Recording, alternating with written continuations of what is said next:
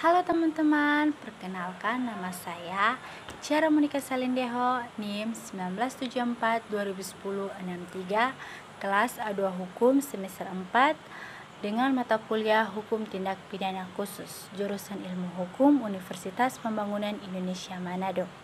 Di video kali ini saya akan menyampaikan materi yaitu perlindungan terhadap anak sebagai pelaku tindak pidana narkotika.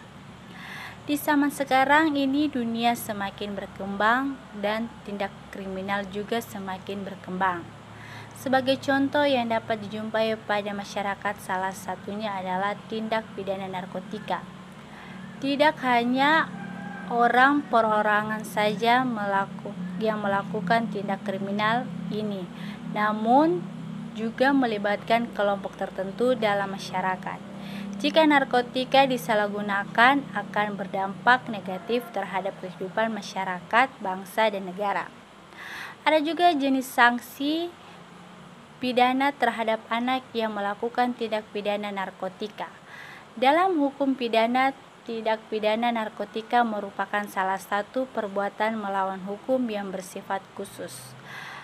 Ada peraturan terhadap tindak pidana narkotika ini dituangkan ke dalam Undang-Undang Nomor 35 Tahun 2009 tentang narkotika atau Undang-Undang Narkotika. Sanksi pidana yang digunakan Undang-Undang Narkotika yaitu sanksi pidana pokok berupa pidana mati, penjara seumur hidup, penjara dengan batasan waktu tertentu, pidana kurungan, denda, serta pidana tambahan lainnya. Yang kedua, sanksi tindak pidana berupa rehabilitasi medis dan sosial. Pemberatan terhadap tindak pidana berdasarkan pada jumlah ataupun narkotika. Akibat yang ditimbulkan dilakukan secara terorganisasi, dilakukan oleh korporasi, dilakukan dengan menggunakan anak yang belum cukup umur, dan apabila ada pengulangan atau revide dalam jangka waktu 3 tahun. Dalam peredaran narkotika saat ini, anak kerap kali menjadi korban eksploitasi oleh orang dewasa untuk melabuhi pihak berwajib dan memanfaatkan anak di bawah umur untuk dijadikan umpan. Ada juga faktor seperti dijanjikan imbalan yang besar untuk memperbaiki keadaan ekonomi keluarga yang kurang baik atas suruhan orang tuanya yang terlibat dalam peredaran narkotika dan berbagai macam faktor lain. Tinjauan perlindungan hukum terhadap anak yang melakukan tindak pidana narkotika dalam pasal 2 Undang-Undang Nomor 11 Tahun 2012 tentang Sistem Peradilan Pidana Anak jika dilihat dari pasal 69 ayat 1 Undang-Undang SPPA yang mengizinkan penjatuhan sanksi pidana hanya kepada anak yang telah berumur 14 tahun, tetapi hal ini jelas bertentangan dengan pasal 64 ayat 2. Undang-Undang RI Nomor 35 Tahun 2014 tentang perubahan atas Undang-Undang Nomor 23 Tahun 2003 tentang perlindungan anak, yaitu perlindungan khusus bagi anak yang berhadapan dengan hukum, dilaksanakan melalui pembebasan dari penyiksaan, penghukuman atau perlakuan lain yang kejam, tidak manusiawi, serta merendahkan martabat dan derajatnya.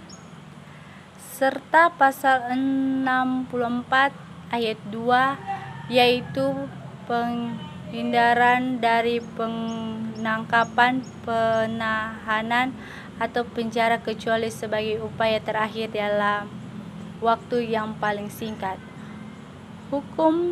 Hukuman penjara 2 tahun 6 bulan merupakan waktu yang cukup lama dan sangat berat untuk dijalani oleh anak, dan akan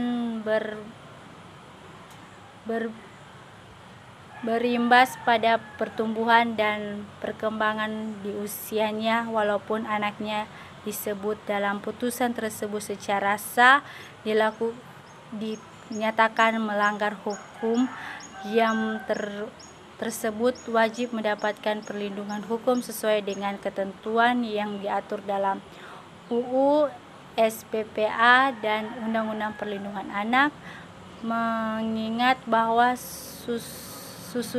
sesungguhnya anak tersebut hanya menuruti perintah ayah, tetapi ada keinginan untuk mendapatkan keuntungan untuk dirinya sendiri.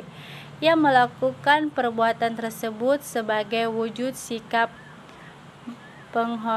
menghormati orang tua. Justru letak kesalahan terhadap ayahnya yang telah menjerumuskan anaknya ke dalam situasi yang membahayakan anaknya.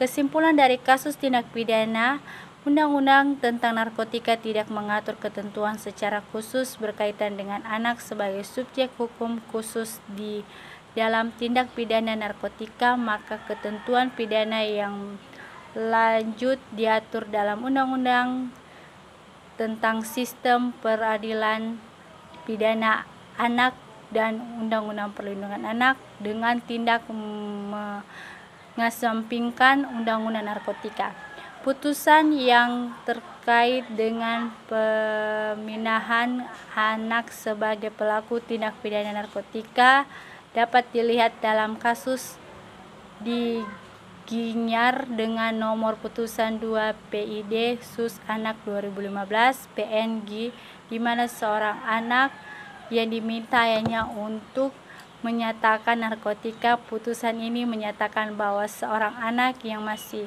berusia 14 tahun terbukti bersalah melakukan tindak pidana narkotika dijatuhi pidana penjara 2 tahun 6 bulan di Lembaga Pembinaan Khusus Anak atau LPKA dan pelatihan kerja selama 6 bulan dan anak. Seharusnya anak yang melakukan tindak pidana narkotika dalam putusan nomor 2 PID Sus Anak 2015 PN GIN tidak diberikan pidana penjara karena mengingat kesalahan ayahnya yang menjerumuskan anaknya sendiri ke dalam bahaya narkotika. Saran dari kasus ini, sebaiknya penjatuhan pidana terhadap anak yang berkonflik dengan hukum diberi upaya atau di versi dahulu kesepakatan antara keluarga pelaku dan para pihak yang terkait harus mementingkan kepentingan terbaik anak dengan menyerahkan anak tersebut ke ranah rehabilitasi sosial demi masa depan yang lebih baik. Dari penjelasan yang saya sudah sampaikan, mohon maaf jika ada kesalahan penyebutan kata ataupun lainnya. Dan buat teman-teman yang masih bingung mau kuliah, kami Universitas Pembangunan Indonesia Manado siap menunggu teman-teman untuk bergabung bersama dengan kami. Terima kasih.